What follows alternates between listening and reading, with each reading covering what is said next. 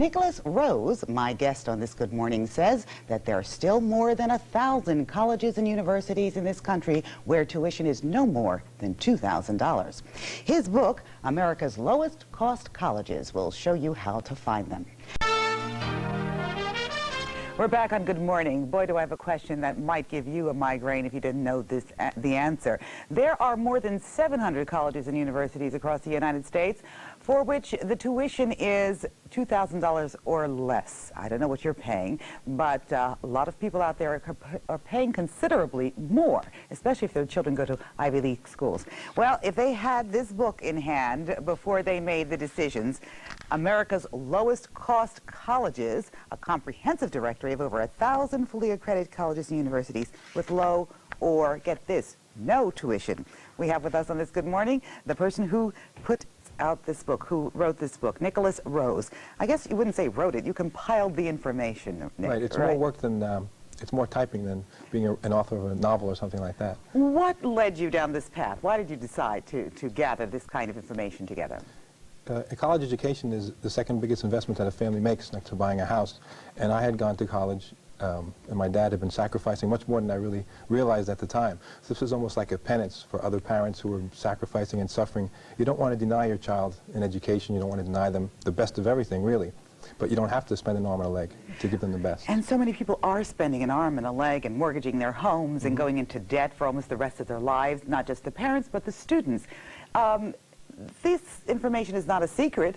How is it that it's not generally known?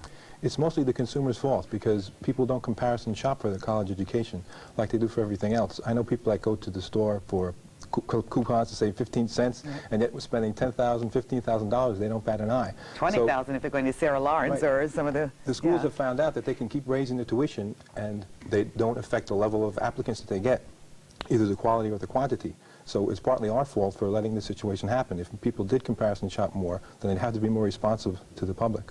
Well, you know what people will say to you, Nick, you're not, I mean, you get what you pay for. If you pay $20,000, you're going to get $20,000 worth of education. If you pay $1,500, you're going to get $1,500 worth of education. And what would your answer be to them? Well, sometimes the difference between a $10,000 coat and a $2,000 coat is only $8,000, and really not any difference in the coat. Right, you have to really carefully compare. Right. There are certain schools.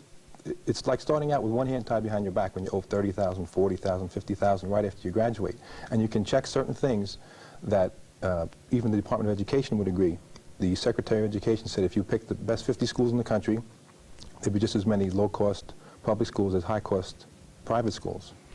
And there are areas of the country, for instance, where they have state-supported wonderful universities and colleges. Is that something else you recommend people think about, like maybe they should move to California or New York? There you can check into residency requirements. That's another thing. It's mostly careful planning and careful shopping. Some states you can just live there 30 days and you can get residential rates for the rest of the year. Some states you have to have a year, like Texas is a little more strict. So you have to check that all out. But these colleges are in all 50 states, so you really don't have to move. Now, I bet you're called on a lot to come in and talk to people. And actually, there's not a lot of text in here. You're talking state by state, all the way to the last one. Each state, Washington, West Virginia, Wyoming, they're all in here. I noticed that Delaware doesn't have any low-cost colleges, though. I was looking for something listed for Delaware, and I guess they're all out of the price range. I thought there was. I'm not sure if this edition might have eliminated. Oh, no, I'm sorry. There are two. Delaware State College, tuition is $1,100 if you're in-state, and $2,550 if you're out-of-state. And Delaware Technical and Community College, where if you live in-state, you only pay $810 a year. Right. It's only fair that the states charge less to residents because it's supported by state money and county money. Right. So it's just natural that they want to give preference to their own residents. Pennsylvania doesn't do too badly. You have a total of 1.5 pages practically for Pennsylvania. Some of these schools that I haven't heard of. Now, people do compare community colleges unfairly to other kinds of universities. Should they? Well, community colleges, if you start out there and you plan very carefully, you can really be much more flexible than you could going to a 4-year school. If you go to a 2-year school for 2 years, you could get a terminal degree, an associate degree, and have a 2-year degree, or you could transfer to a more expensive college later on. And then you get your degree from that more expensive college, and no one would know that you spent 2 years going to a community college. So saving thousands of dollars. Right.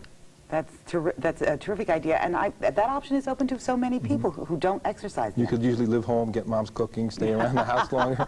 You don't have to spend on the board and room as much. I have one son who's doing that. And a daughter who's back doing that.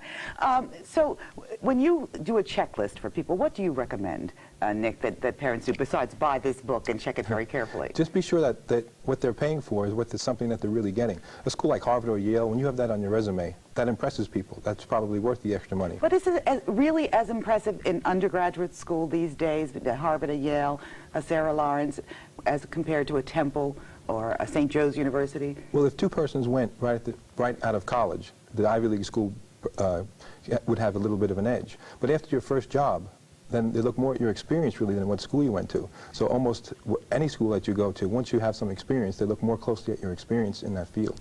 And with the education, as you said, getting so out of hand in terms of costs, I mean, $20,000, $19,000 is becoming the norm for Ivy League schools.